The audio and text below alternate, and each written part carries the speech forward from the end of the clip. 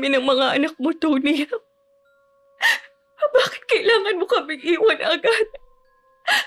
Ang dami pa nating pangarap na hindi natutupad. Bakit ang daya mo? Iniwan mo na akong mag-isa. Amanda, tayo na lang nga naiwan dito sa sementeryo. Kanina pa rin tayo nandito. Mabuti pa umuwi na rin tayo. Malapit na rin kasing dumilim, eh. Sandali na lang, Mare, ha? Gusto ko pang magpaalam sa asawa ko. Ang dami ko pa rin kasing tanong kung bakit nangyari to, eh. Isipin na lang natin na hanggang dito na lang talaga si paring Tony. Ang sakit pa rin kasi. Hindi ko alam kung kaya kong tanggapin na wala na siya. Kailangan mo magpakatatag. Alang-alang sa tatlo niyong anak. Iba pa rin kasi kapag merong katuwang sa buhay. At si Tony lang ang gusto kong makasama habang buhay. Pero kinuha naman agad siya. Alam ko na mahirap, Amanda. Pero nandito lang ako. At ang iba mo pang mga kamag-anak, hindi ka namin papabayaan. Alam ko naman yun. Salamat, Mare, at hindi ka umalis sa tabi ko. Kahit noon ikaw na talagang lagi kong nasasandalan. Hindi lang tayo magkumare. Para na tayo magkapatid. Bibigyan pa kita ng ilang sandali para makapagpaalam kay paring Tony. Salamat, Maring Delia. Kailangan na namin umuwi, mahal. Pangako, babalik ako para bisitahin ka. Isasama ko ang mga anak natin. Amanda, Bakit, Mare? sa puno ng akasya, may nakatayong lalaki doon na itim ang suot. Hindi ko makita ang mukha niya. Hindi maganda ang kutob ko. Baka naman may dinalaw lang siya na kapamilya niya dito. Kanina ko pa siya napapansin dyan, kaya nga nilapitan na kita. Mabuti pa umalis na tayo, bago pa tayo abutan ng dilim. Ang suplada na byuda hindi lang basta mataray at masakit magsalita. Minsan may pinagdaanan lang kaya matibay na ang paninindigan. Kadalasan sa kanila, suplada lang sa labas pero malambot ang puso.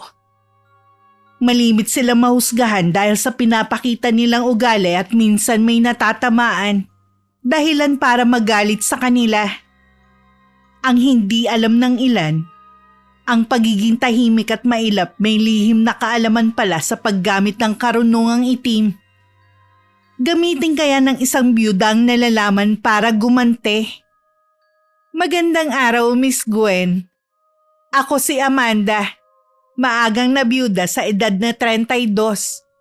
Sa kasalukuyan po, nasa 50 na ang edad ko. May gusto po akong ibahagi sa inyo na karanasan ko sa karunungang itim. May ilang taon nang nakakalipas. Ang matalik ko pong kaibigan na si Delia ang nag-udyok sa akin para sumulat at ibahagi ang pangyayaring yun sa buhay ko sa probinsya namin sa Nueva Vizcaya. Sana po mapili ninyo ang sulat ko. Pero bago po tayong magpatuloy, huwag pong kalimutan mag-subscribe sa channel na ito. I-like po ang video at mag-comment po sa ibaba. Malaking tulong po ang inyong suporta para may pagpatuloy namin ang pagbabahagi ng mga kwentong kapupulutan ng aral. Panoorin niyo po ito hanggang dulo. At ngayon, ituloy natin ang kwento. Sigurado ka na ba sa desisyon mo, Mare? Wala naman kasi akong pagpipilian, Mare. Anong sabi ni Janus ng inaanak ko? Nung una, ayaw niyang pumayag. Maghahanap na lang daw siya ng trabaho para makatulong sa gastusin sa bahay. Pero pinaliwanag ko sa kanyang sitwasyon. Alam ko naman na pangarap din niyang makapagtapos ng pag-aaral. At saka, tuwing bakasyon naman yata papayagan siya na umuwi rito sa atin. Yun naman talaga ang usapan namin ng pinsan kong si Kuya Mike. Sa una lang siguro maninibago si Janus, pero masasanay din siya. Ito naman kasi ang unang pagkakataon na mawawalay sa inyong inaanak ko. Kung may kakayanan lang sana ako na pag-aralin ng anak ko, hindi ako papayag na magkahiwa-hiwalay kami. Magkano lang ba ang kinikita ko sa paglalaba at paglalako ng merienda? Sumasapat lang para sa pagkain namin sa araw-araw at maliit na ipon para sa emergency. Naniniwala ako na balang araw makakaahon din kayo. Si Janos ang mag-aalis sa inyo sa kahirapan. Yun na lang ang lagi kong iniisip. Kahit tulungan na lang niya mga kapatid niya kapag nakapagtapos siya. Gusto ko kasing hindi matulad sa buhay ko ang kapalaran nila. Mare, huwag ka nang malungkot. Sige ka. Kung makikita ka nilang ganyan, lalo na si Janos baka magbago pa isip noon. Hindi na magbabago ang isip nun. Alam niya kasi na walang mangyayari sa buhay niya kung nandito lang siya sa lugar natin. Kailan nga pala siya susunduin ng pinsan mo? Sa 1 linggo na. Ang bilis naman. Oo nga eh. Yung dalawa nga niyang kapatid, wala nang ginawa kundi dumikit sa kuya nila. Mahirap din naman kasi para sa kanila na mawalay sa kuya nila. Kung tutuusin, maswerte na rin si Janos dahil merong magpapaaral sa kanya sa kolehiyo. Wala bang anak ang pinsan mo? Wala silang anak ng asawa niya. Yung babae ang may diferensya. Dati may ampun sila kaya lang. Nasa unang taon pa lang nung college na buntis at ayun, may sarili ng pamilya. Ay nako, bakit nga ba may mga batang tanga no? Ay naku, ikaw talaga. Hindi mo naman kilala, tinawag mo ng tanga. Di ba katangahan ang tawag sa ginawa niya? Siguro nga.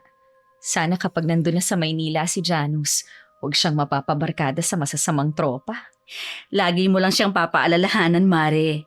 At saka, bigyan mo rin ng karapatan ng pinsan mo at asawa niya para disiplinahin ang inaanak ko kapag nagkamali. Sinabi ko naman yun kay Kuya Mike. Sa kanila ko na ipinauubaya ang anak ko. Bilang ina, marami akong takot sa dibdib ko para sa anak ko. Kahit nabunutan ako ng tinik na hindi ko na po problemahin ng tungkol sa pag-aaral niya. Hindi rin naman madali sa akin na magdesisyon na malayo ang anak ko. Pero pinag-isipan ko rin yun ng maigi. Sana lang wag itong mapariwara sa Maynila. Manda! Manda! Oh, Elvis, ikaw pala. Akala ko naman kung sinong tumatawag sa akin eh. Ngayon ka lang yata naglako ng merienda. Ilang araw na kasing masama ang pakiramdam ko. Sipag mo naman kasi magtrabaho. Kahit umuulan, naglalako ka pa rin. Alam mo namang wala akong katuwang sa buhay. Kailangan kong magdoble kayod para may ipakain ako sa mga anak ko. Nabanggit nga pala ni Delia na nasa Maynila na nga daw si Janus at kinuha ng pinsan mo. Oo, ang pinsan kong magpapaaral sa kanya. Bakit naman hinayaan mong malayo ang anak mo sa'yo? Napakalayo kaya ng Maynila. Alam ko naman dahil ilang beses na akong nakarating ng Maynila nung buhay pa ang asawa ko. Nasisiguro mo bang magiging maayos ang kalagayan ni Janus sa pinsan mo? Gaano mo ba kakilalang mag-asawang magpapaaral sa anak mo? Ano bang tingin mo sa akin? Basta ko nalang ipauubaya ang anak ko? Natural, kilala ko ang pinsan ko. Nagmamalasakit lang naman ako sa inyong mag-ina. Di mo kailangan magalit. Yun lang ang tanging paraan para makapag-aral ang anak ko. Alam ko na mapapabuti siya doon. Sige, sabi mo eh. Ikaw nga Elvis, tigil-tigilan mo ang pakikialam sa personal kong buhay ha. Hindi ko kailangan ng malasakit mo dahil hindi ko naman mapapakain ang mga anak ko niyan. Hindi na rin kasi kita tinuturing na iba. Matali kayo magkaibigan ng pinsan ko si Delia. Sana naman, wag mo naman akong laging sinusungitan. Ikaw naman kasi masyado kang pakialamero sa buhay ko. Sige na. Hindi na ako makikialam sa'yo. Diyan ka na nga. Naabala mo ako sa pagtitinda ko eh. Oo, huwag ka munang alis. Ano ba yung tinda mo ngayon? Turon na lang nga nandito. Naubos na ang biko kanina. Ilan pa bang natitira? Bibiling ko na lahat. 10 pa. Sigurado kang bibilihin mo na? Oo, nang makauwi ka na sa inyo. Baka mamaya magkasakit ka pa. Ay, salamat naman. Babalutin ko na to lahat ha. Kung marami kang pera ngayon na. Sumahod kasi ko kahapon eh. Kaya naman pala. O siya, eto ng turon mo. Salamat Amanda ha. Ako dapat ang magpasalamat sa'yo dahil inubos mong paninda ko. Kaya ako nagpapasalamat dahil nakita na kita ulit. Buo na naman ang araw ko. Ilang araw na kasi kitang inaabangan.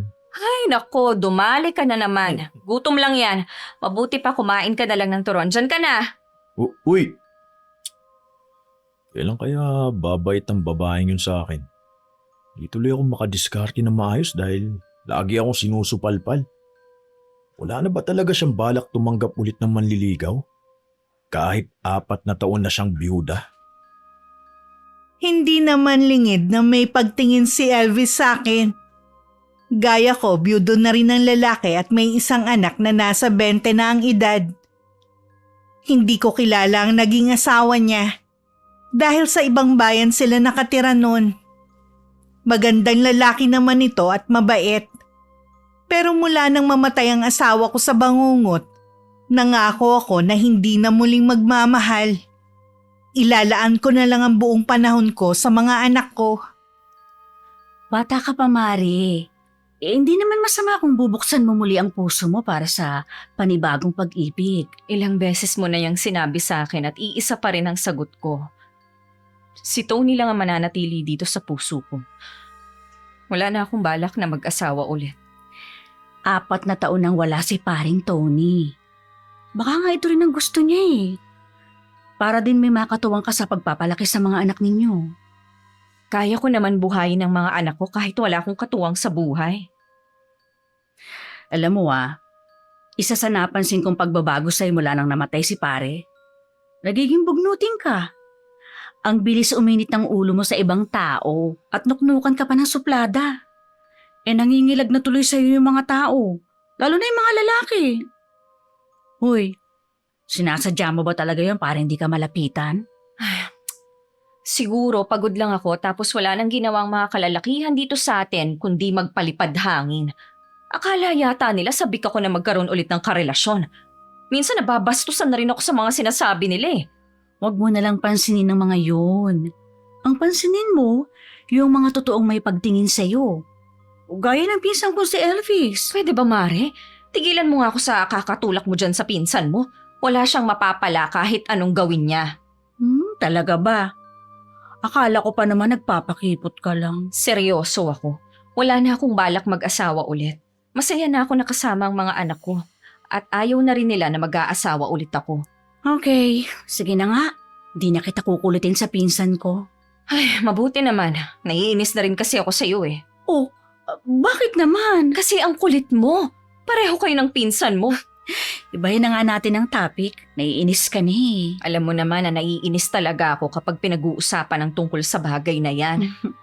Pasensya ka na, Maria. Hindi ko na ulit babanggitin ang tungkol sa bagay na yan.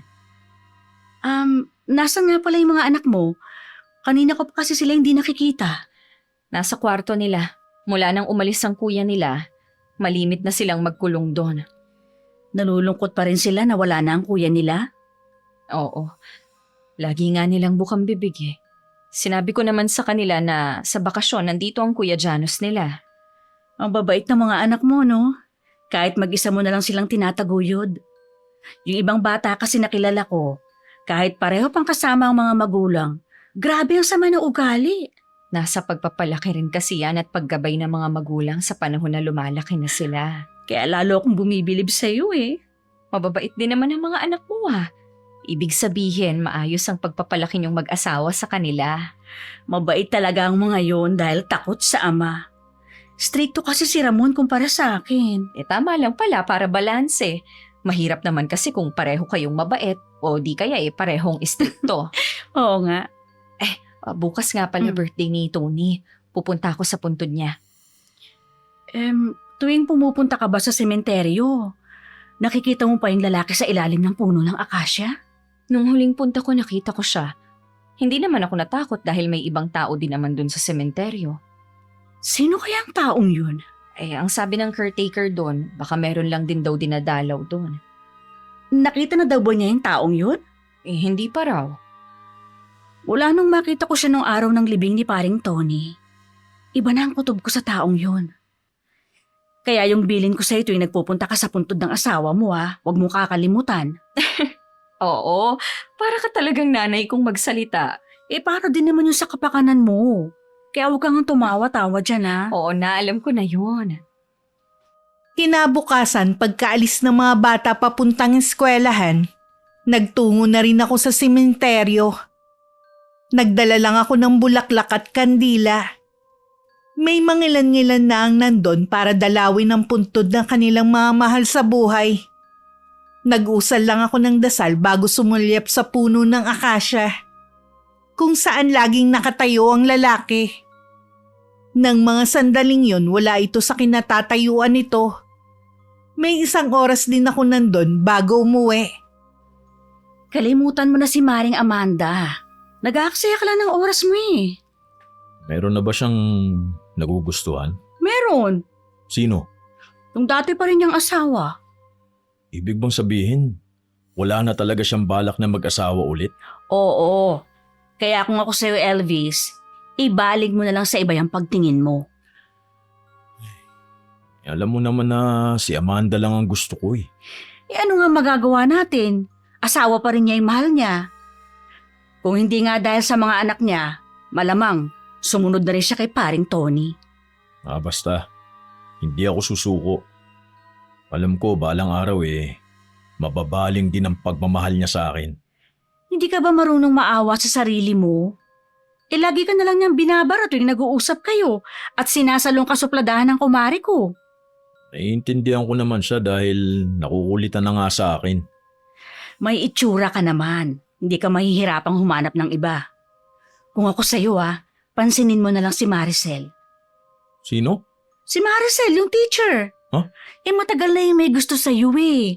Siya na lang ang ligawan mo. Wala akong gusto sa kanya. Hindi siya ang tipo kong babae. O bakit naman? May itsura naman siya at may kaya sa buhay. Yun nga lang, huwag ka nang umasa na magkakaroon ng anak dahil may edad na siya. Ayoko sa babae yung una pang gumagawa ng hakbang para mapansin ng lalaki. Teka, ano ba ginawa niya? Nagpadala ba naman ng sulat at regalo kay Edmond? At nagbili na ibigay sa akin? Talaga? Oo. Akala ko pa naman mahinhin ang teacher na yun. Kaya nga Sa sulat niya, nagtatapat siya ng pag-ibig niya. Matagal na raw niya akong gusto. Sana daw mabigyan kami ng pagkakataon na makilala pa ang isa't isa. Oh. Huwag kang tumawa dyan. Nakakatawa naman kasi sinabi mo, no? Di ako natutuwa sa babaeng yun. Parang ang desperado na yung babaeng yun. Kamali ako ng pagkakakilala sa kanya. Tuwing nagkakasalubong nga kami, umiiwas na lang ako Wala akong pakialam kung anong isipin niya sa akin. Kung ayaw mo kay Maricel, hanap ka na lang ng iba. Basta tigilan mo na si Maring Amanda. Wala ka talagang pag-asa Huwag doon. mong pangunahan. Pwede pang magbago ang isip ng kaibigan mo. Lagi naman kami nagkakausap ng anak kong si Janus mula nang pumunta siya sa Maynila. Pero iba pa rin kapag nasa tabi ko lang siya. Maayos naman daw ang kalagayan niya at turing sa kanya na mag-asawa parang tunay na anak. Sa kabila nun, nararamdaman ko pa rin sa boses niya ang lungkot. Kaya naman hindi ko na lang pinapahalata ang tunay kong nararamdaman tuwing magkausap kami. Para hindi masyadong malungkot at isipin ng anak ko, mas inabala ko pa ang sarili ko sa pagtitinda. Psst! Amanda! Ngayon ka lang yata dumaan dito Ikaw pala, Lucio. Bago pa kasi ako makarating dito ubos na ang paninda ko. Kaya naman pala Ano ba yung tinda mo ngayon? Suma na lang ang natira. Ito man tama pala, paborito ko yan! Di bilhin mo na lahat ng tinda kong suma nang makauwi na rin ako. Oo ba? Malakas ka sa akin tara muna sa bahay. Naku, wag na. Dito na lang. Ha? Nagmamadali rin kasi akong umuwi dahil hinihintay rin ako ng mga anak ko. Kahit sandali lang. Ayokong pag-isipan tayo ng hindi maganda ng mga taong makakakita. Kilala pa naman na selosa ang asawa mo. Wala naman si Lloyd na sa bahay Umuwi sa kanila. At sa makalawa pa ang balik. Mas dapat nga na hindi ako pumunta sa inyo. Kung talaga, siya kang pakipot. Alam ko naman na may gusto ka rin sa akin no? Oh. Ano? Nahihibang ka na ba, Lucio? Saan mo naman nakuha ang ideya na nagpapakipot lang ako? Kilala ko yung mga katulad mong byuda. Nahihiya ka lang yata di sa ibang lugar tayo magkita, ha? May alam ako na wala makakilala sa atin.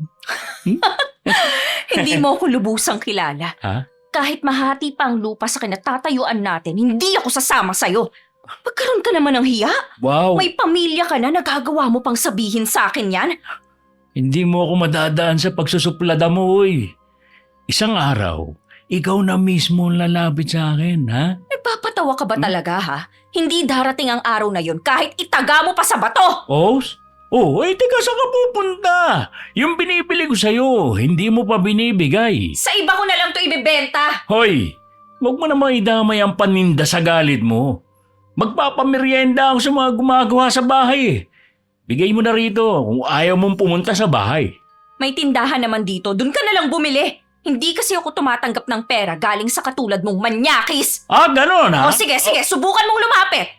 Akala mo ba basta na lang akong lumalabas ng bahay na walang dalang proteksyon? O ano, Oy, ha? Oy, teka. Kababae mong tao, may dala kang balisong? Di ka ba natatakot na baka may masaktan ka? Hindi! Ha? Lagi ko talagang dalang balisong ng asawa ko para sa mga katulad mo. Hoy, sige na nga. Malis ka na rito. Ka nang babalik ha? Hindi mo pag-aari ang lugar na to para pagbawalan ako na bumalik. Kapag inulit mo pa to, Ano? irereklamo na kita kay Kapitan. Ay, gawin mo! Kala mo naman, natatakot ako sa'yo. Sige, gawin mo! Tingnan na lang natin kung hanggang saan yung yabang mo. Habang naglalakad nga pa uwi, nagpupuyos ang kalooban ko. Hindi ko nga namalayan na hawak ko pa pala ang balisong ko. Agad ko naman yun itinago. Bago naman makarating ng bahay, naubos na naman ang tinda kong suman. Ang teacher na si Maricel bumili. Sakto daw meron siyang mga bisita na darating. Isasama raw niya sa ipapamerienda niya. Himala, nandito ka lang sa bahay. Akala ko nga wala ka eh. Nagbaka sakali lang ako. Wala ka bang labada o hindi ka maglalako ngayon? Gusto ko munang magpahinga kahit isang araw lang. Anong nakain mo at naisipan mo magpahinga ngayon? Masama bang magpahinga? Hindi naman. Mabuti nga yan para sa'yo. Huwag mong patayin ang sarili mo sa kakatrabaho. Kailangan ko kasing mag-ipon. Lalo na sa isang taon, high school na rin ang bunso ko. 2 na silang mag-aaral sa bayan. Sa pamasahe pa lang ang laki nang nauubos. Sa bagay nga, tama lang naman na paghandaan na rin. Lalo na iisa ka lang na sumusuporta sa kanila. Saan ka nga pala nakarating ng paglalako mo? Minsan nakakarating ako sa site. Marami din kasi akong suki doon. Oh, hindi ko alam na nakakaabot ka doon. Hindi ka ba natatakot? Sari-sari na yung mga nakatira doon at may mga naririnig pa ako na minsan daw ang mga magkakapit-bahay doon naghahabulan ng ita kapag nag-aaway. Hindi ko pa naman natsyempohan na merong naghahabulan doon. Iwasan mo na lang na magawi doon. Kung hindi ako maglalako doon, baka hindi maubos ang paninda ko. Balita ko rin eh. Matindi rin daw ang mga taga roon sa pangungutang. Yung iba nga daw matigas ang muka. Di na talaga nagbabayad. Ay naku, totoo naman yan. Kilala mo ba yung matandang si Maring? Nakaaway ko yun dahil ayaw niyang bayaran yung 50 utang niya sa akin. Kapal na mukha. Kala niya uurungan ko siya. Sa bahay niya kayo nag-away? Nagpang-abot kami sa daan. 2 buwan na kasi yun. Alam ko na maliit na halaga lang yon. Pero sana, wag niya akong pagtaguan. Tuwing nakakasalubong ko siya, laging nagtatakip ng payong. Akala niya hindi ko siya makikilala. Sa inis ko, kinumpronta ko na siya. Pambihira ka talaga, pati matanda pinapatulan mo. Kaya ka nakikilala rito sa atin eh. Na ano? Supladang byuda? Oo, at kung ano-ano pa yung bansag sa'yo. Wala akong pakialam sa kanila. Hindi naman ako humihingi sa kanila ng pagkain namin ng mga anak ko sa araw-araw. Amanda, hinay-hinay ka pa rin. Baka mamaya kasi may mainis sa ugali mo. Ako, naiintindihan kita dahil mula pa noon kilala na kita. Paano yung iba na hindi ka naman lubusang kilala? Ang dami ko nang iniisip para dagdagan ko pa. At saka, hindi naman ako basta-basta nagsusuplada. Kapag kasi naiinis ka, tuloy-tuloy na. O siya, sige. Para mabawasan na yung pag-aalala mo, iiwasan ko ng magalit o mainis. Alam mo naman, Mare, mahal kita. At para ng kapatid, ayoko kasing mapahama ka. Alam ko naman yun. Kaya nga kahit naninermon ka, hindi ako nagagalit sa'yo. Siya nga pala. May sasabihin ako sa'yo, Mare. Kaya pala ako nandito dahil doon. Nalaman ko ito sa mga marites dito sa atin. Kahit pa paano, may pakinabang din pala sila. Ay nako, kung chismis yan, hindi ako interesado. Hindi ito chismis lang. Makinig ka muna kasi. O siya, sige, makikinig ako. Yung lalaki sa akasya sa sementeryo na lagi nating nakikita, isa palang albularyo. Nakatira siya sa dulo ng sementeryo. Talaga? Paano mo naman nalaman? Nakumpirma ko lang kay Julie nung isang araw. Nagkasakit kasi ang bunso niyang anak. Ang sabi, baka tinatao dahil hindi mapagaling ng doktor. Nung naganap nga ng albularyo, ang taong yun ang tinuro. Matandang lalaki na pala siya. Ibig sabihin pala, tinakot lang natin ang mga sarili natin sa mga iniisip natin. Oo, ganun na nga. Naku, nagkasala po tuloy tayo dahil sa pag-iisip ng hindi maganda sa taong yun. Ay, bakit nga pala siya laging nandun sa ilalim ng akasya? Baka nagkataon lang. Kapag dinalaw ko ulit ang puntod ni Tony at nagkataon na nandun siya, lalapitan ko na siya. Balitaan mo na lang ako kapag nagkausap kayo ng matandang yon, ha? Tumangulang ako sa kumare ko. Napaisip din kasi ko sa nalaman ko tungkol sa lalaking nasa ilalim ng puno ng akasya. Hindi natakot ang nararamdaman ko ng mga oras na yon, kundi kuryosidad kung sino siya. Nang mga sumunod na araw panay ang ulan kaya naman hindi na muna ako naglako. Sa tapat na lang ng bahay ko pinwesto ang paninda ko. Sopas at pansit ang niluto ko. Lagi ko yung ginagawa tuwing masama ang panahon. Nauubos naman ang tinda ko. Bigla lang nagbago ang timpla ko nang makita ko ang paparating. Malayo pa lang nakangiti na ito. Kaya pala ilang araw ka nang hindi naglalako dahil may pwesto ka na dito sa tapat ng bahay mo, ha? Anong ginagawa mo dito? Uy, sinadya ko talagang puntahan ka rito. Kung wala ka naman palang balak bumili, pwede bang umalis ka na? Uy, ang sungit na nga ng panahon. Ang sungit mo din. Baka naman bumagyo na niyan, ha? Ikaw lang naman ang natawa sa biro mo. Ba, malalaki na pala yung mga anak mo, ah. Nasaan nga pala yung binata mo? Nagtatrabaho na ba? Wala ka nang pakialam doon. Para kang pusa na handang mangalmutan ng mga oras. Pwede ba, Lucio? Huwag mong sirain ang araw ko. Umalis ka na dito! Ayoko na may masamang masabi sa akin ng asawa mo at ibang tao. Wala ang asawa ko. Umuwi uli sa kanila para alagaan ng nanay niya may sakit. Kaya libre na tayo. Ang kapal na mukha mo!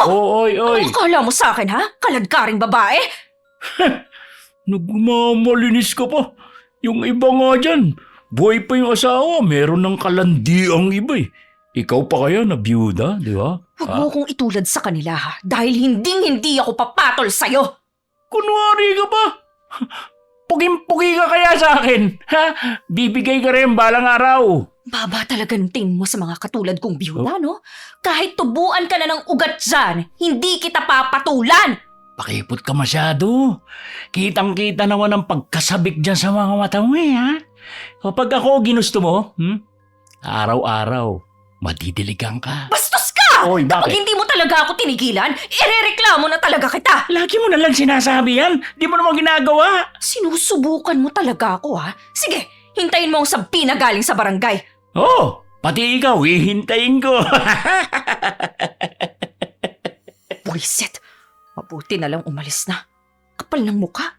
Hindi na nahiya, may asawa na nga siya, nagagawa pa niyang magpalipad hangin sa akin. Para maturuan ng leksyon si Lucio, pinatila ko lang ang ulan saka ako nagpunta sa barangay hall at nagreklamo kay Kapitan. Nangako naman ito na ipatatawag kami pareho ni Lucio para magharap. Kumalat naman yun sa buong lugar namin. Kaya hindi na ako nagulat na maaga pa lang nasa amin na si Maring Delia. Naniniwala na ako na nang magbuhos ng mga tsismosa sa lugar natin ang pinakamarami. Hindi pa nga kami pinapatawag ni Kapitan, kumalat na agad ang balita. Anong dahilan bakit mo nareklamo si Lucio? Wala na siyang ginawa kundi guluhin ako. Akala yata niya papatulan ko ang manyakis na kagaya niya. Ang kapal naman niya. May asawa na siya kahit pa sabihin na hindi sila kasal. Wala kasi yung babae sa kanila kaya ang lakas ng loob na kulitin ako. Kaya ko lang naman siya inireklamo para tigilan na niya ako. Akala din niya panakot ko lang yun sa kanya. Kilalang siga ang taong yun sa site. Maraming ang takot sa kanya Ubilib na talaga ako sa'yo, Mare. Bukod tanging ikaw lang ang hindi natakot sa kanya. Hindi talaga niya ako masisindak, no? Tingnan natin ang tapang niya sa paghaharap namin. Kailan nga pala kayo maghaharap? Sasamahan na kita. Bukas na. Magkahalong kaba't excitement ang nararamdaman ko sa mangyayari bukas. Ako din naman dahil ito ang unang beses na magrereklamo ako. Tama lang naman ang ginawa mo. Pero kailangan maging handa ka pa rin sa pwedeng mangyari. Baka mamaya kasi gantihan ka ng Lucio na yun. Hindi kaya madamay ang mga anak ko sa ginawa ko? Hindi ko masasagot yan, Mare. Pero hindi naman siguro siya gaganti sa mga anak mo. Kapag ginawan ka niya ng masama, edi ireklamo mo ulit siya kay Kapitan. Aba, dayo lang siya dito sa atin ha. Halos lahat ng nasa site hindi naman taga rito. Marami siyang makakalaban kung sakali. Ay, bakit ba kasi ako nagpadalos-dalos? Hindi ko man lang inalala ang mga anak ko. Huwag ka nang magsisi sa desisyon mo. Nandiyan na yan eh. Alam mo naman na kapakanan ng mga anak kong lagi kong iniisip. Sa pagkakataong to, hindi ko man lang sila inisip. Alisin mo ang pag-iisip ng negatibo. Walang mangyayari sa kanila. Nandito kami ng asawa ko, hindi namin kayo papabayaan. Alam ko naman yon kahit hindi mo sabihin yan. Sa ilang taon, kayo na ang lagi kong takbuhan tuwing may problema ako. Huwag ka na mag-alala. Ah. Kailangan bukas maganda ka. At magpaganda ka na rin. Bakit kailangan kong magpaganda? Para lalong mabaliw sa'yo si Lucio. Nakuloka ka talaga. Hindi ko nga maintindihan kung ano ba nakita sa akin ng lalaking yun. Kahit hindi ka pala ayos, maganda ka. Isa rin yan sa dahilan kung bakit maraming naiinggit sa'yo at naiinis lalo na mga kapwa nating babae. Kung buhay pa sana si Tony, hindi ko mararanasan ang ganito. Patahimikin mo na si paring Tony. Matagal na siyang wala at hindi na babalik pa. Alam ko naman yun. Hindi ko lang kasi maiwasan na isipin siya. Mas lalo ka lang kasing masasaktan at mangungulila kung lagi mo siyang iisipin. Oo nga. Baka nalulungkot din siya kung nasan siya dahil hanggang ngayon, nagluluksa pa rin ako sa pagkawala niya. Naiintindihan ko na mahirap kalimutan ng isang tulad niya. Bihira na kasi ang ganong klase ng tao na mabait, mapagmahal, at responsableng tao. Pero may mga anak ka pa na umaasa sa'yo, Mare. Ituon mo na lang ang panahon mo sa kanila at hindi sa pag-iisip na sana hanggang ngayon ay buhay pang asawa mo. Sisikapin ko na wag na siyang masyadong pakaisipin. Kinabukasan na magharap kami ni Lucio, pinalalabas niya na ako ang habol ng habol sa kanya na para bang kulang ako sa atensyon. Dahil sa nararamdaman kong galit, hindi ko na napigilan na sampalin siya sa harapan ni Kapitan. Aray! Sino ka para sampalin ako? Ha? Kahit asawa ko nga, hindi ako sinasampal eh. Bagay lang yan sa'yo! Kalalaki mong tao, sinungaling ka! Ano sinungaling? Hindi ba pagsisinungaling yung sinasabi mo na ako ang naghahabol sa'yo? Alam mo ang totoo na ikaw ang nangungulit sa akin. Pinuntahan mo pa nga ako sa bahay ko. Totoo naman na sinabi ko ah. Sa ating dalawa, ikaw itong nagsisinungaling. Walang yaw ka talaga! Subukan mo ulit manakit ha? Ikaw na irereklamo ko. Eh di ireklamo mo! Akala mo ba natatakot ako sa'yo? Kahit saan tayo magharap, hindi kita uurungan! Ha! Kita nyo na ugali ng babaeng to, Kapitan? Kita nyo na? Sa tingin nyo, merong magkakagusto sa kanya? Bunga nga pa lang niya, susuko na lalaki! Pinag-aayos kami ni Kapitan. Ayoko sana pero naiisip ko kung hindi ako makikipag-areglo, maghaharap pa ulit kami. Sa huli, pumayag na akong makipag-ayos sa kondisyon na hindi na niya ako guguluhin o lalapitan man lang. Habang pauwi, nagpupuyos pa rin ang kalooban ko. Ay, ibang klase din talagang Lucio na yun. Ikaw pa ang pinalalabas na nagpapakita ng motibo sa kanya. Ganun ka ba ang tingin niya sa mga biyuda? Sana naman tumupad siya sa napagkasunduan. Huwag ka na rin magagawin sa lugar nila para hindi ka masilipan ng butas. Ganun na nga sigurong gagawin ko. Alam ko na nag-aalala ka sa kikitain mo. Pero mas mahalaga ang kapakanan mo, Mari. Alam ko naman yun. Baka nga humanap na lang ako ng iba pang pagkakakitaan. Hindi naman kasi uubra na paglalabandera lang ang gagawin ko. Subukan mo kaya na magtinda ng mga lutong ulam sa tapat ng bahay ninyo. Kahit 3 klaseng patay lang. Pwede rin naman. Meron pa naman akong naitatabi. Gagamitin ko muna yon.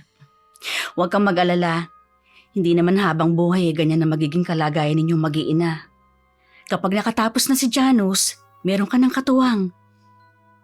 Tinatanong nga sa akin ni Marian kung makakapag-aral din daw ba siya gaya ng kuya niya. Ang sagot ko, lahat gagawin ko para lahat sila makapagtapos. Matagal pa naman ang pagpasok ni Marian sa kolehiyo eh. Sa panahon na yon, sigurado may trabaho na si Janus. Natural lang na mag-alala ang anak ko dahil nga sa kalagayan ng buhay namin. Mag-enjoy na lang kamo siya habang bata pa. Kapag tumanda na siya, baka pati pagtulog sa tanghali hindi niya na magawa. Yun nga ang sabi ko sa kanila eh. Nakikita naman nila na lahat ibinibigay ko kahit yung iba eh. Masasabi ko na luho na lang. Ayoko kasi na mainggit sila sa ibang kaedaran nila. Mabuti na nga lang mababait sila at hindi humihingi ng mga bagay na hindi ko naman kayang ibigay. Mabuti pa, dumaan tayo sa karinderya ni Aling Bebeng. Sigurado may luto ng pansit doon. Ililibre kita para gumaan naman ang kalooban mo. Mag-uwi ka na rin para sa dalawa mong anak. Salamat na lang, Mare. Hindi naman ako nagugutom eh. Akala mo lang na hindi ka nagugutom. Kasi hanggang ngayon naiinis ka pa rin kay Lucio. Naku, huwag mo nang banggitin ang pangalan ng taong yun. O sige, basta sumama ka na lang sa akin ha. Halika na. Oo na. Huwag mo na akong hilahin. Baka madapa pa tayo niyan. Napansin ko mula nang ireklamo ko si Lucio sa barangay, ang ilan sa mga taga sa amin nag-iba na ang tingin sa akin. Minsan magbubulungan sila kapag dadaan ako sa harapan nila. Pero naririnig ko naman ang mga pinag-uusapan nila. Noong una hindi ko pinapansin pero may mga pagkakataon na nauubos din ang pasensya ko. Kaya nasasagot ko sila. Lalo tuloy naging tanyag ang pagiging suplada ko sa lugar namin. May naririnig pa nga ako na ang taas daw ng tingin ko sa sarili ko. Pero pumapatol din naman sa may asawa. Alam ko si Lucio ang nagpapakalat ng masama tungkol sa akin. Sinabi ko naman yun kay Maring Delia. Pinayuhan niya ako na wag na lang pansinin at ituon na lang ang pansin sa ginagawa ko. Bakit siya maapektuhan? Totoo naman ang sinasabi sa kanya ng mga tao. Anong totoo ka dyan? Oh. Kilala ko ang kumari ko. Hindi siya kaladkaring babae. Hindi siya papatol sa isang mukhang sangga nung si Lucio. Bakit kasi lagi siyang pumupunta sa site para maglako? Natural. Naglalako siya ng mga paninda niya kaya kung saan-saan siya nakakarating. At isa pa, meron siya mga suki dun. Alam mo, marami ang nagpapatotoo na lagi sila nag-uusap ni Lucio. Kung ayaw niya sa taong yun, di sana umiwas na lang siya. Umiiwas naman siya. Ayaw lang talaga siyang tantanan ni Lucio. Pinuntahan pa nga siya sa kanila eh. Kaibigan mo siya. Natural na ipagtatanggol mo at pagtatakpan ng mga mali niyang ginagawa. Parang pinalalabas mo na kung sintidor ako, ganun ba? Hindi ba? Ano ba problema mo ha? Tinatanong mo ko kung anong problema ko? Yung kaibigan mo. Akala mo kung sino? Papato lang din naman pala sa may asawa. Nagsiselos ka lang naman kaya ka nagsasalita ng ganyan eh. Di oh. Kung ayaw mong maniwala sa akin na walang ginagawang masama ang kaibigan ko, bahala ka. Parang hindi mo kilala si Maring Amanda para mas paniwalaan pang ibang tao kaysa sa kanya. Marami ang nakakasaksi na totoo ang sinasabi ni Lucio. Baka naman tropa lang din niya nagsasabi niyan. Natural na yun ang sasabihin nila at ikaw naman nagpauto ka sa kanila. Kahit anong sabihin mo, sira na ang pangalan ng kaibigan mo. Masyado kasi siyang pakipot eh. Masama lang yata ang loob mo dahil hindi ka pinapansin ng kaibigan ko. Wala na akong pakialam sa kanya, no? Mabuti na lang talaga hindi naging kami. Kundi pati ako madadamay. Bakit ba ganun na lang ang paniniwala mo na totoong bintang nila kay Maring Amanda? Alam mo bang mismong si Maricel ang nakakita sa kanila ng kaibigan mo? Kaya hindi lang mga tropa ni Lucio nakakaalam. At naniwala ka naman sa babaeng yun. Natural. Teacher yun. Hindi nun magagawa magsinungaling. Anong hindi? Nagsinungaling na nga siya eh. Hindi porke tituladong isang tao, hindi na sila gumagawa ng kwento. Lalo na siya. Baka may lihim na galit yun sa kumari ko dahil alam niya na may gusto ka rito. Nako, makaalis na nga. Wala namang mangyayari sa pag-uusap natin eh. Mabuti pa nga. Di ka lang sinagot ng kumari ko. Nagbago ka na kagad. Hindi naman nakatiis si Maring Delia at sinabi niya sa akin na naging pag-uusap nila ng pinsang si Elvis. Bali wala naman sana sa akin kung ganun ang tingin sa akin ng pinsan niya. Ang hindi ko lang matanggap galing pa sa isang guro ang paninira sa akin. Suki ko rin kasi si Maricel. At wala naman akong problema sa kanya dahil mabait siyang makipag-usap sa akin. Yung Maricel na yon, akala mo kung sinong kagalang-galang, pero nasa loob din palang kulo. Kaya palang sama ng tingin sa akin ng mga taga rito. Dahil siya mismo ang nagpapakalat ng paninira sa akin. Siyempre, siya ang mas paniniwalaan ng mga taga rito dahil teacher siya. Yun nga nakakalungkot eh. Dumedepende sila sa estado ng isang tao. Hayaan mo na. Kakarmahin din siya. Kasama ng mga taong naniwala sa mga kasinungalingan niya. Hindi ko to palalampasin. Wala akong pakialam kung teacher pa siya. Anong binabalak mong gawin? Kakausapin ko siya kapag bumili siya sa akin. Bumibili pala siya dito sa iyo? Oo, kaya nga nakakagulat na yun palang ginagawa niya sa akin. Ang bait niyang makipag-usap at laging nakangiti. Napaka-plastic naman pala niyang tao. Sa tingin ko kasi, nagseselos yun sa'yo. Hindi pa naman sila ng pinsan mo kaya wala siyang karapatan na magselos sa akin. Iba nga kasi ang babaeng yun. Bakit ba nangyayari sa akin to? Wala naman akong gustong gawin kundi ang maibigay ang mga pangangailangan ng mga anak ko. Mare, pagsubok lang ito sa'yo. Sigurado lilipas din ito. Napapagod na din ako eh. Huwag kang susuko Lagi mong iisipin ang mga anak mo. Kapag pinanghinaan ka, paano sila? Saan sila huhugot ng lakas? Oo nga. Naiisip ko lang kasi kung hindi siguro ako nagreklamo. Hindi nahahaba yung issue. Sana nanahimik na lang pala ako. Kapag nanahimik ka, hindi ka rin titigilan ni Lucio. Baka mamaya kung ano pang gawin niya sa'yo. Nag-aalala kasi ako sa mga anak ko. Baka maapektuhan sila sa mga sinasabi ng mga tao. Amanda, matatalino ang mga anak mo.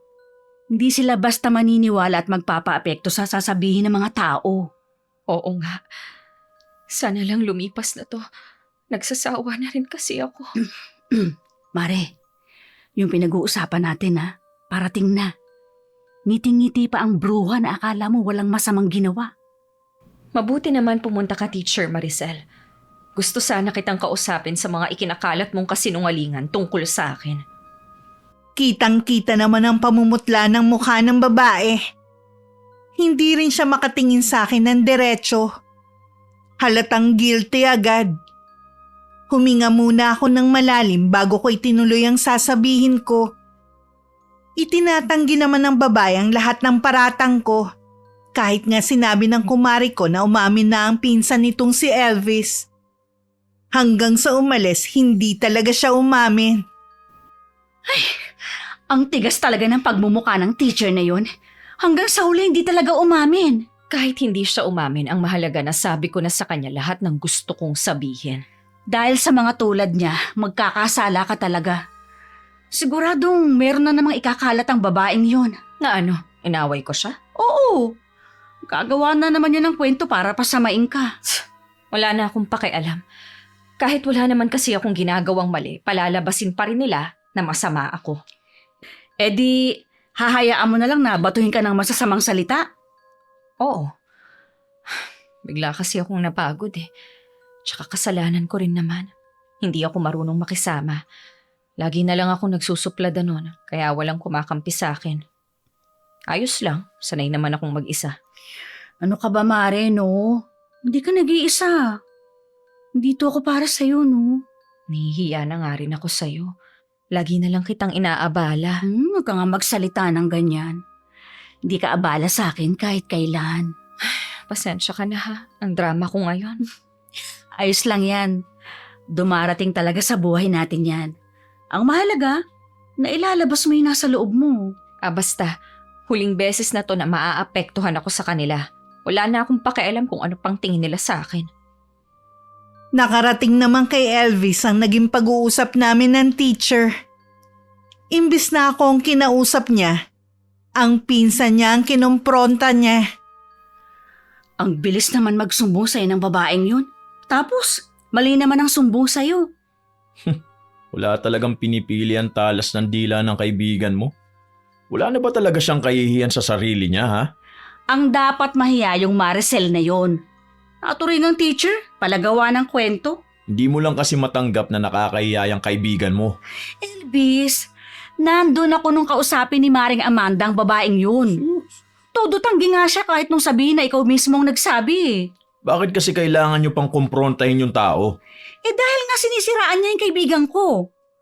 Iwala pa naman sa kanya si Maring Amanda dahil suki niya. Yung pala, sa likod ng matamis niyang ngiti, may nakatagong masamang ugali. Pakiusap lang ha. Huwag nyo nang guguluhin si Maricel. Baka kung ano na lang ang magawa ko. Anong gagawin mo? Itatakwil na kita bilang pinsan ko. Total naman, wala ka nang ginawa kundi kampihan niyang kumare mo eh. Ganon ha. O sige, ayos lang naman sa akin kung ayaw mo na ako maging pinsan. Mas pinipili mo talaga ang kaibigan mo? Naman, hindi lang siya kaibigan at kumare para sa akin para ko na rin siyang kapatid. Bibiro lang naman ako. Pwede ba kitang itakwil kamag-anak kita? Kung magsalita ka kasi, kala mo hindi ka nakakasakit. Sensya ka na. Nabigla lang din ako. Sana naman, huwag kang padalos-dalos sa mga sinasabi mo. Di na nga. Ayoko rin na magkakasamaan tayo ng loob. Ikaw naman kasi nauna Nananahimik ako rito sa bahay ko. Pupunta ka lang para pagsabihan ako. Awa lang kasi ako kay Maricel nung umiiyak siya na pumunta sa akin kanina. Naniwala ka naman sa kadramahan ng babaeng yun. Gusto lang niyang makuha ang simpatsya mo, no? Mali nga yata akong nakipaglapit ako sa kanya. Mali ka talaga. Kaya kung ako sa'yo, Elvis, pag-isipan mo kung patuloy kang makikipaglapit sa teacher na yon. Nakikipagkaibigan lang naman yung tao. Wala namang masama. Ang masama nga, sinisiraan niya kumari ko. Wala namang masamang ginagawa sa kanya Baka nagsiselos lang siya. Nabanggit ko kasi na niligawan ko dati si Amanda. Malamang, kaya gumaganti siya. Sige, uwi na ako. Baka naabala na kita. Saka na lang tayo magkwentuhan ulit. Nagdesisyon na rin ako na bumalik sa paglalako ng mga tinda ko. May mga pagkakataon na nakakasalubong ko si Maricel pero siya ang umiiwas. May mga naririnig pa rin ako sa mga tsismosa pero hindi ko nalang pinapatulan. Katagalan na nawa na rin siguro ang mga tao na pag-usapan ako. Kaya ng mga sumunod na araw, iba na naman ang topic nila. Inakala ko rin na hindi na ulit magpapakita sa akin si Lucio. Dahil halos 2 buwan na rin ang nakakalipas mula na magharap kami sa barangay. Pag minamalas ka nga naman. Uy! Amanda, nakita mo lang ako Salubong na agad yung kilay mo. Teka lang naman. Huwag ka munang umalis, kinakausap pa kita Pwede ba? Huwag mo nga ako hawakan! Ang sungit mo naman. Parang dampi lang naman dampi lang. Ano ba kasing kailangan mo? Paninda ka ba dyan? Wala na. Ha? Ang bilis naman maubos ng tinda mo. Hindi ka pa nga nakakarating sa amin Matagal na akong hindi gumagawi sa lugar niyo. Mahirap na. Baka gawan mo na naman ako ng kwento. Matagal na naman nangyari yun Dapat kinakalimutan na natin yun, di ba? Akala mo yata ganun kadaling kalimutan ang ginawa mo. Sinira mo ako sa mga taga rito. Ganun ba kalaki ang galit mo sa akin para gawin yon, ha? Ikaw naman kasi. Sukat ba naman na ireklamo mo ako kay Kapitan? Mabuti na nga lang, wala dito asawa ko, no? Binalaan na kita pero hindi ka nakinig sa akin. Akala mo ba gagawing biro ko yon? Uy, patawarin mo na Sinabi na huwag mo akong hawakan!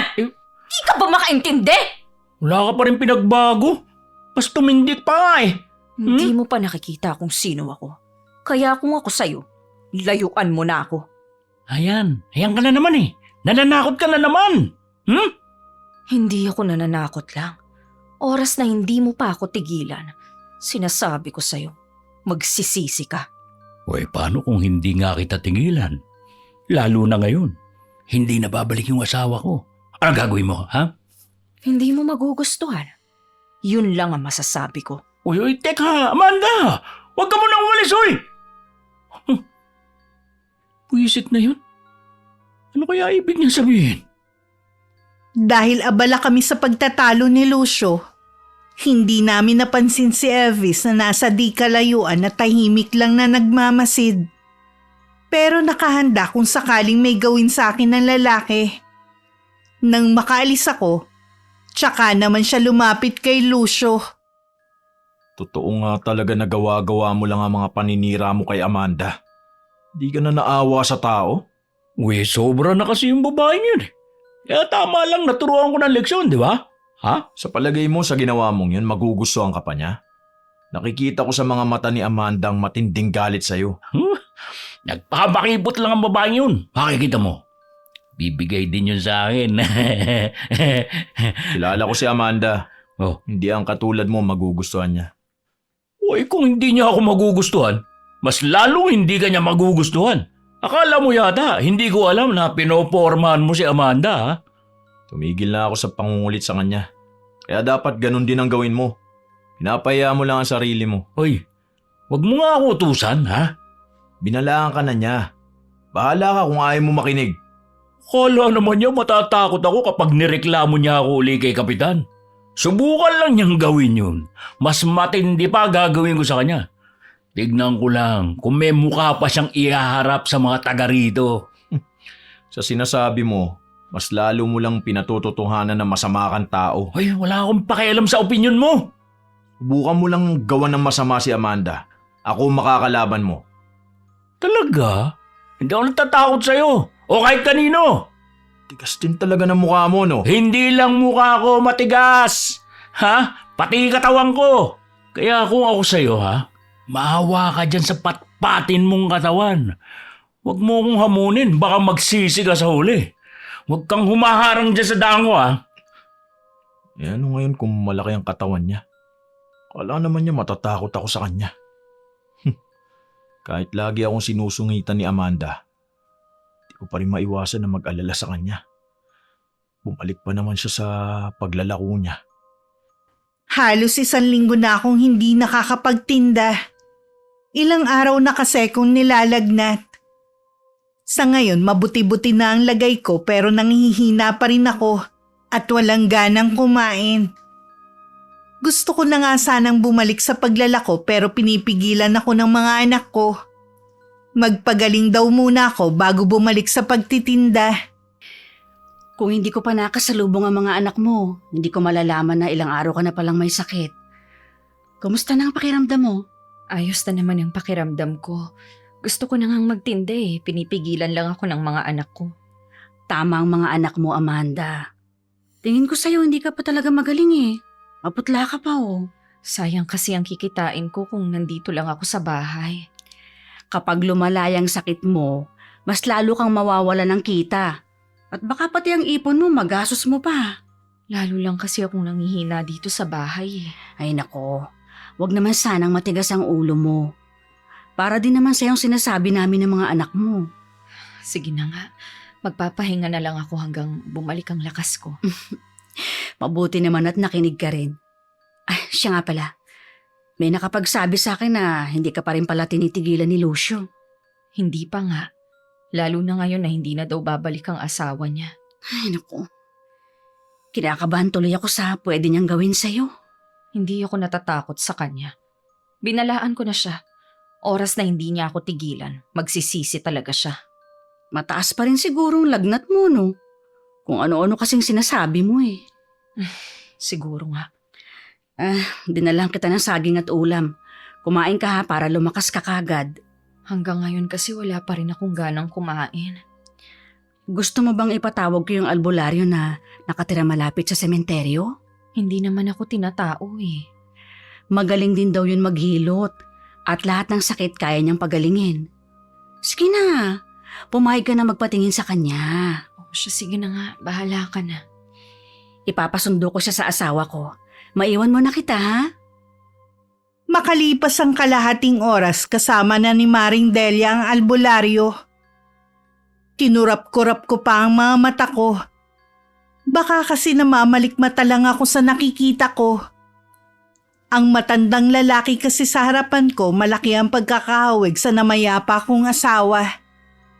Gusto ko sanang magtanong, pero parang umurong naman ang dila ko. Hindi ko nga magawang ibuka ang bibig ko. Pagkatapos niya akong tawasin, isang orasyon ang ginawa niya. Guminhawa naman agad ang pakiramdam ko.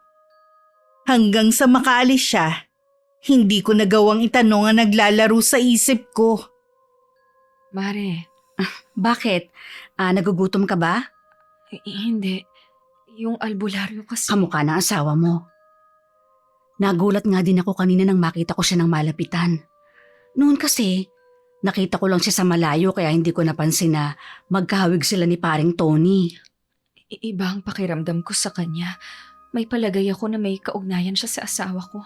Kailangan ko siyang makausap. Oo, huwag ka munang bumangon. Kapag magaling ka na, sasamahan kita sa bahay niya. Bukas na natin siya puntahan. Maayos na naman ang pakiramdam ko eh. Sigurado ka? Baka mamaya mahimatay ka sa daan. Sigurado ako. Mas lalo lang akong hindi matatahimik kung hindi ko siya makakausap. Kung bakit kasi biglang umurong ang dila ko kanina. Gustong-gusto ko na siyang tanungin kanina eh. O sige, para matapos na yung pagtataka natin. Bukas na bukas din, pupuntahan natin siya. Salamat, Mare ha. Kung hindi dahil sa'yo, hindi ko makikilala ang matandang yon. Kinabukasan ako na nagpunta sa bahay ni na Maring Delia. Bago kami tumuloy sa bahay na matandang manggagamot, dumaan muna kami sa puntod ng asawa ko. Naabutan namin dun si Mang Piping. Sa mga sandaling yon, naging malinaw na sa akin ng lahat. Siya ang ama ng asawa ko na nang iwan sa kanya mula pagkabata. Kaya pala siya laging nasa ilalim ng akasya para pagmasdan ang puntod ng anak mula sa malayo. Hindi pa raw kasi siya handa na makita ito sa malapitan. Humingi din siya sa akin ng permiso na kung maaaring ipakilala ko siya sa mga anak ko. Pumayag naman ako dahil alam kong yun ang gusto ni Tony. Hindi pa rin ako makapaniwala sa nalaman natin. Ako nga rin eh. Buhay pa pala ang tatay ni Tony. Tiyak na matutuwa ang mga anak mo kapag nalaman nila na may lolo pa sila. Oo nga, pero sana noon pa siya nagpakilala sa akin. Intindihin mo na lang. Hindi ganun kadali na basta na lang magpakilala si Mang Piping. Sa bagay, hindi ko naman alam ang pinagdaanan niya. Salamat na rin. Nalutas na ang misteryosong lalaki sa ilalim ng puno ng akasya. Alam mo, hindi rin siguro alam ni Tony na isang albularyo ang ama niya. Wala kasi siyang nababanggit sa akin nung nabubuhay siya. Siguro nga. Sana lang hindi siya maging problema sa akin. Ha? Anong sinasabi mo dyan? Bakit mo naman nasabi na baka maging problema ang biyanan mo? Ang ibig kong sabihin, sana mabait talaga siya at magkasundo kami. Kala ko kung ano na eh. Tingin ko naman kay Mang Piping. Mukhang mabait naman siya. Mukha nga, pero wag muna tayong pakasiguro. Mare, si Lucio. Nasa tapat ng tindahan at nakatingin sa atin. Mabuti pa dito tayo dumaan, wag na dyan. Di bali nang mapalayo tayo. Lika, bilis mong paglalakad. Oo, nandyan na. Pasensya na kung mapapalayo ka sa bahay ninyo ha. Ayoko lang kasing makipagsagutan sa lalaking yan. Ayos lang yun. Mabuti na rin yung umiwas tayo. Ay nako, baka mabinat lang ako sa lalaking yon. Tandaan mo lang, Maria, hindi habang buhay, maiiwasan mong lalaking yun. Alam ko naman yon. At saka ko nalang paghahandaan ang pagkaharap namin. Nang sumunod na araw, dumalaw ang biyanan ko. Sinabi ko rin sa mga anak ko ang tungkol sa kanya. Mainit naman siyang tinanggap ng mga apo niya.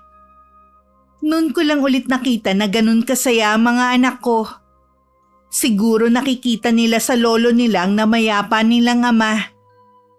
Nakarating din kami sa bahay ng biyanan ko at may kasama siyang binatilyo na kasing edad lang ng panganay ko. Ulila na raw ito at ang matanda na ang nag-aruga dito. Nangako pa siya na tutulong para makabawi sa naging pagkukulang niya kay Tony. Buti, pinayagan mo na doon matulog yung mga anak mo. Gusto rin naman nila at wala namang pasok bukas eh. Ano nga pala ang reaction ni Janos? Ayun, hindi makapaniwala. Masaya at excited makita ang lolo Piping niya. Gusto na nga niyang makauwi dito eh. Malapit na rin ang bakasyon. Makakauwi na siya dito. Oo nga, namimiss ko na rin siya at maging ang mga kapatid niya. Sana sa pagdating ni Mang Piping sa buhay ninyo, merong magbago. Kahit anumang tulong ang ibibigay ni Tatay Piping, malugod kong tatanggapin. Habang nagkukwentuhan nga kami ni Maring Delia, biglang dumating si Lucio. Halata na nakainom siya dahil namumula ang mga mata at amoy alak din. Anong ginagawa mo dito? Eh, pasensya ka na ha. Birthday ko kasi ngayon kaya imbitahan sana kita sa bahay. May konting handaan dun at inuman. May inutusan kasi ako na tao dito kanina. Katok daw sila ng katok. Wala naman daw sumasagot. Sinadya ko talagang wag sumagot dahil kilala ko siya na tropa mo. Hindi mo ako pagbibigyan? Hindi. Malis ka na bago ko pakunin ang itak na nasira kong asawa. Grabe ka naman. Iniimbita lang kita. Gusto mo pa akong itakin? Wala akong pakialam kung birthday mo ngayon. Basta umalis ka na bago pa magdilim ang paningin ko. Ano ba pinagmamalaki mong babae ka ha? Matagal nang patay yung asawa mo.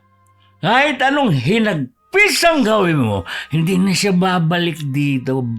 Baka nga ultimo buto, wala nang natira sa himlayan eh. Kaya ka talaga, no? Wala kang respeto sa taong namatay? Totoo naman kasi. Kaya kung ako sa'yo ha, tanggapin mo lang. Kailanman, hindi ko matatanggap yung mga sinasabi mo. Animal ka? Dapat mamatay ka na rin! Inuubos mo talaga pasensya ko ha. Matagal na ako nagtitimpi sa'yo. Ha? Baka akala mo. Subukan mong gumawa ng masama sa kaibigan ko. Ako mismo magtatarak ng itak na ito sa katawan mo! Hoy, bigla kang sumusulbot ha. Magkaibigan nga kayo. Ito, tanda mo Amanda ha. Dahil sa palagi mong pagpapahiya sa akin, hindi ko na palalampasin ang ginagawa mo. Pagsisisihan mo ang ginawa mo. Mabuti pa umalis ka na, Lucio. Itulog mo na lang yung kalasingan mo. Hoy, Tigilan mo na nga yung kaibigan ko. wala kayo. Di pa tayo tapos, Amanda. Iinom-inom ng alak, hindi ilagay sa tiyan? Natatakot ako sa pagiging violente ng taong yun. Alam mo bang may taga sa kanila nakakwentuhan ko? Nananakit daw talaga ang Lucio na yun. Ang totoo niyan pala, iniwan siya ng asawa niya dahil muntik na itong mapatay nang minsang mag-away sila. Kung ganun, wala na pala talagang halaga ang buhay niya. Ganun na nga. Ang mabuti pa kaya sa bahay ka na lang matulog ngayong gabi. Baka mamaya balikan ka pa niya. Hindi na, marami din kasi akong gagawin. Sasamantalahin ko na habang wala ang mga bata. Mag-aayos ako ng mga damitan nila. Ayan ka na naman sa pagmamatigas mo hindi ako mapapalagay niya sa kakaisip sa'yo. Hindi naman ako natatakot sa lalaking yan. Kung babalik siya, handa na ako. Mare, alam ko na matapang ka. Pero inaalala ko rin na baka may magawa ka nga. Ayokong makulong ka ng dahil sa taong yun. Huwag mo naman sanang pairalin yung katigasan ng ulo mo. Ang kulit mo rin, no? Matagal na, kaya pwede ba pumayag ka na? Tamang-tama, wala ang asawa ko. Bukas pa ng tanghali siya uuwi. Sige na nga. Pero mamaya na tayo umalis. May gagawin lang ako sandali. O sige, maaga pa naman. Tutulungan na rin kita sa mga kung ano mang gagawin mo. Nag-aagaw dilim na nang umalis kami sa bahay. Muntik pa namin makasalubong si Lucio. Buti hindi kami nakita at sa ibang daan kami dumaan. Doon ko naisip na tama lang na sa bahay muna ako ng kumari ko. Nung sumunod na araw, kung ano-ano na namang paninira ang pinakalat ni Lucio. Lalo tuloy nagit-ngit ng kalooban ko dahil sa ginagawa niya. Sa kabila ng ibinabato sa akin ng mga salita, mas pinili ko na tumahimik at walang sabihin na kahit ano. Anong reaksyon ni Amanda? Naninibago nga ako sa kanya Wala kasi siyang sinasabi na kahit ano. Oh? Basta tahimik lang. Sa galit ko nga kay Lucio, gusto ko na siyang sugurin eh. Hoy, yan na wag mong gagawin Alam nga bituka ng taong yun. Huwag kang gagawin sa lugar nila. Awa kasi ako kay Amanda. Namanhid na yata siya sa dami ng problemang dumating sa kanya. Kaya yun, wala na siyang nararamdaman pa. Kausapin mo pa rin siya. Baka kailangan niya na makakausap lagi. Lagi naman. Kaya lang, abala naman siya sa pagtitinda. Siguro nga, baliwala na sa kanya yung mga nangyayari sa paligid niya. Baka tinatago lang niya ang totoong nararamdaman niya.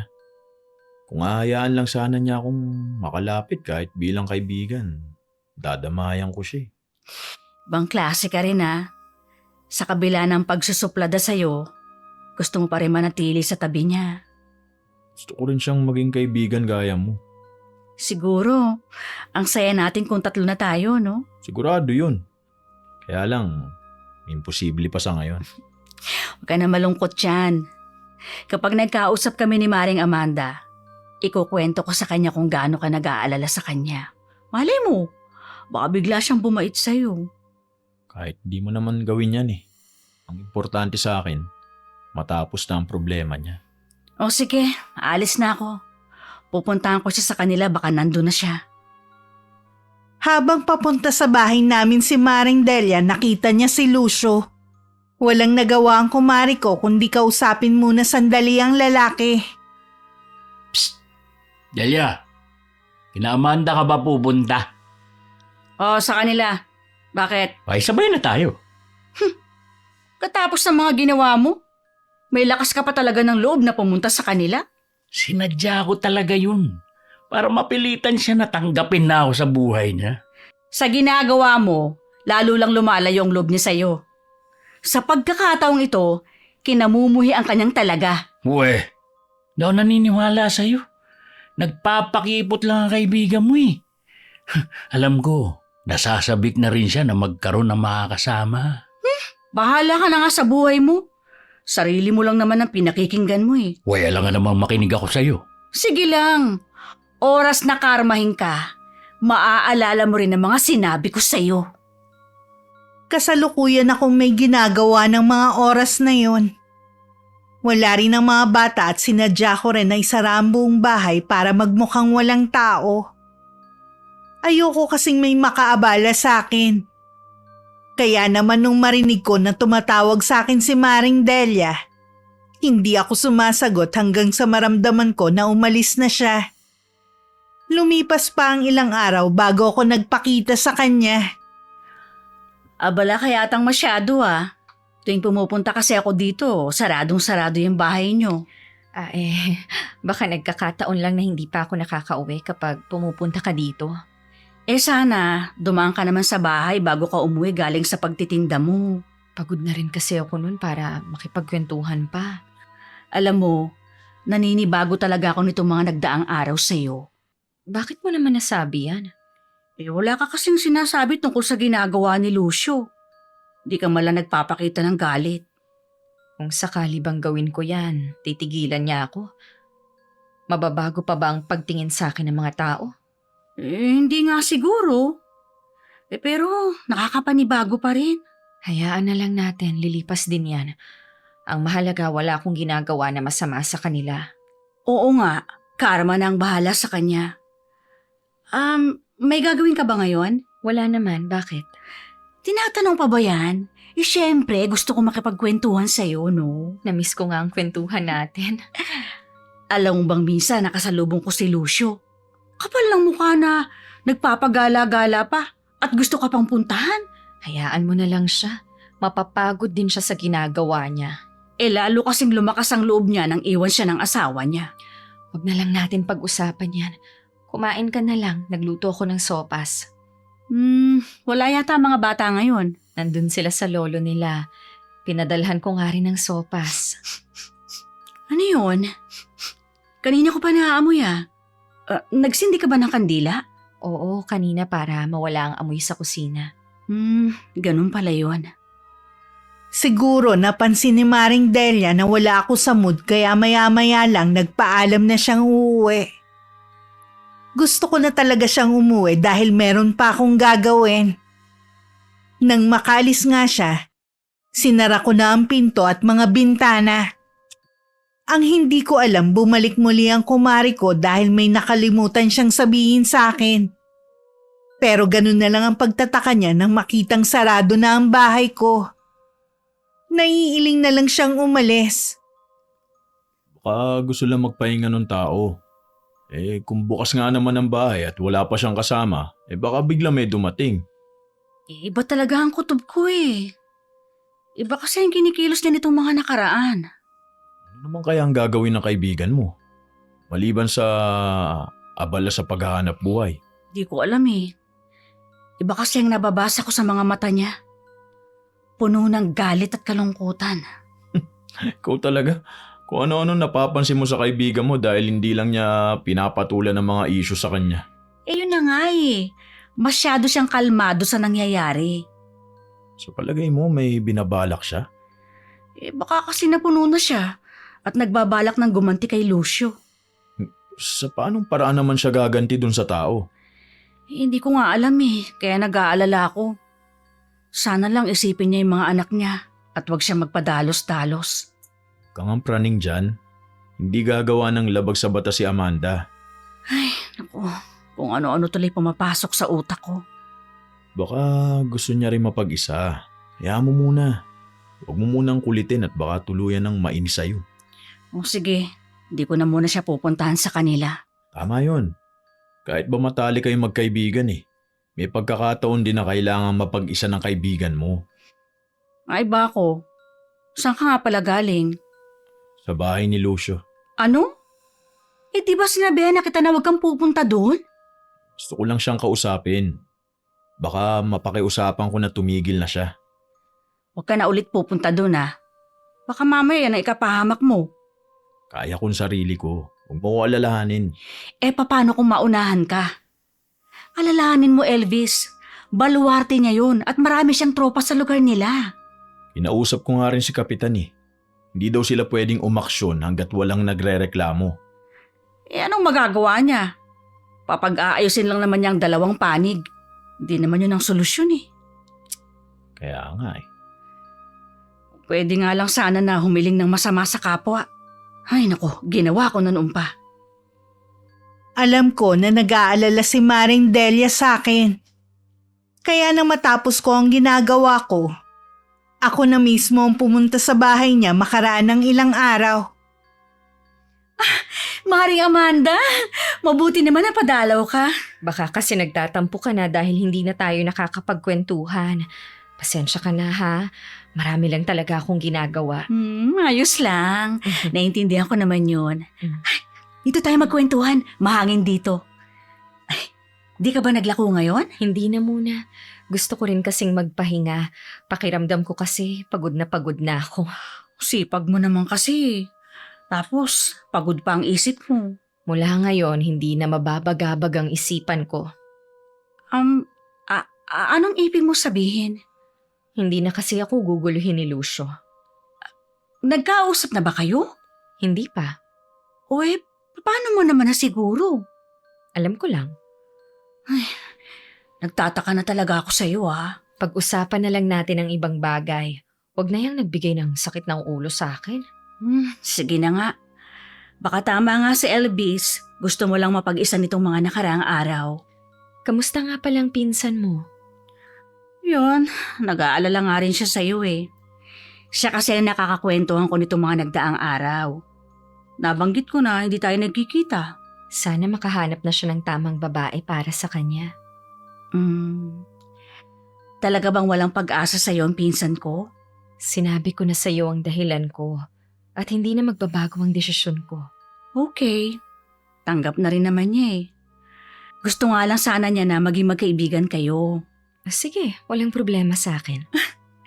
Siguradong matutuwa ang pinsan ko kapag sinabi ko. Nararamdaman ko ng mga oras na yun na nagsisimula ng umepekto ang orasyon na ginawa ko para kay Lucio. Isa yung lihim na matagal ko nang iniingatan at kahit kay Maring Delia, hindi ko sinabi na may lahing mangkukulam ang pamilyang pinagmulan ko. Ayoko sanang gawin ito. Pero ito lang ang naiisip kong paraan para matahimik ang buhay ko. Lucio? Ano nangyari sa'yo? Oh, may sakit ka ba? Laki kasi ng binagsak ng katawan mo mula nang huli tayo nagkita eh.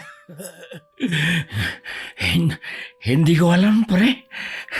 Nagpatingin na ako sa doktor. Wala naman sila nakitang sakit ko. Dapat, nagpapatingin ka rin sa ibang doktor.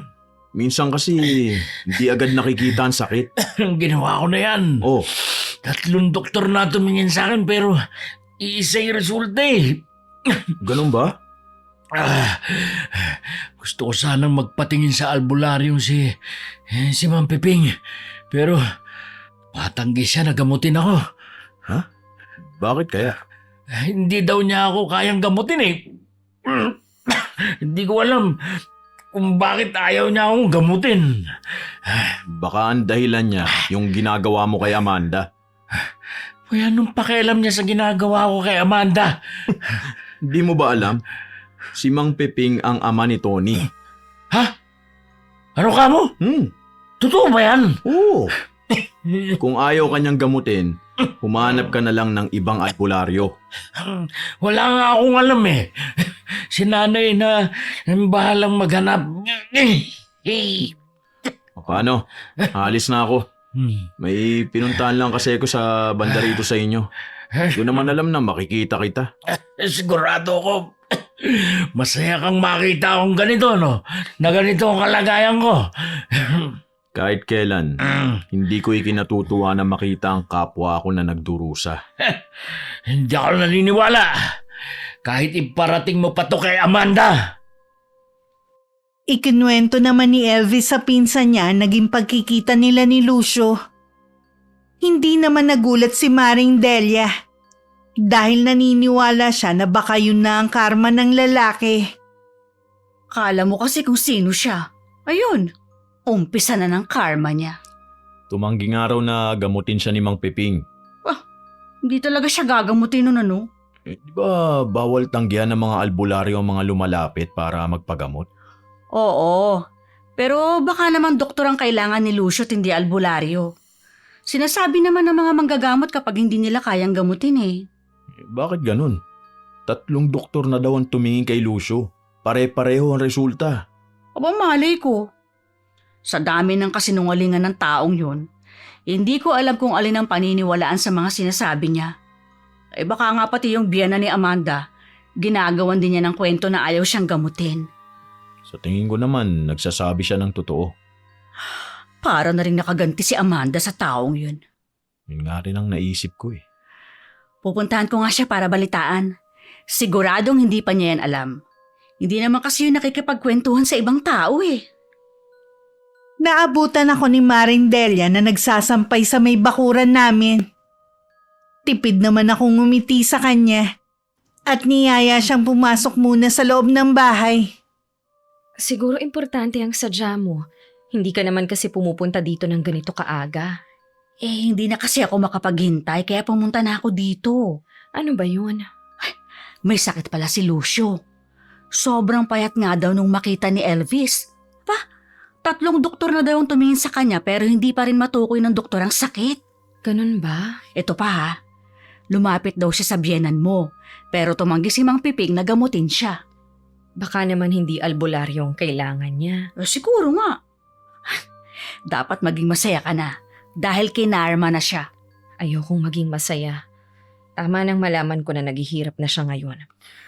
Sa bagay nga, masama naman talaga na maging masaya dahil lang sa naghihirap ang isang tao. O teka, hindi ka ba magtitinda ngayon? Hindi muna. Pupunta kasi ako sa bahay ni Tatay Piping. Nagbilin kasi siya sa anak ko na papuntahin ako sa kanila at meron daw sasabihin. Ano kaya ang sasabihin niya? Hindi ko alam eh. Baka tungkol sa mga bata lang. Gusto mo bang samahan kita? Wag na. Baka kasi ayaw din niya na may kasama ako.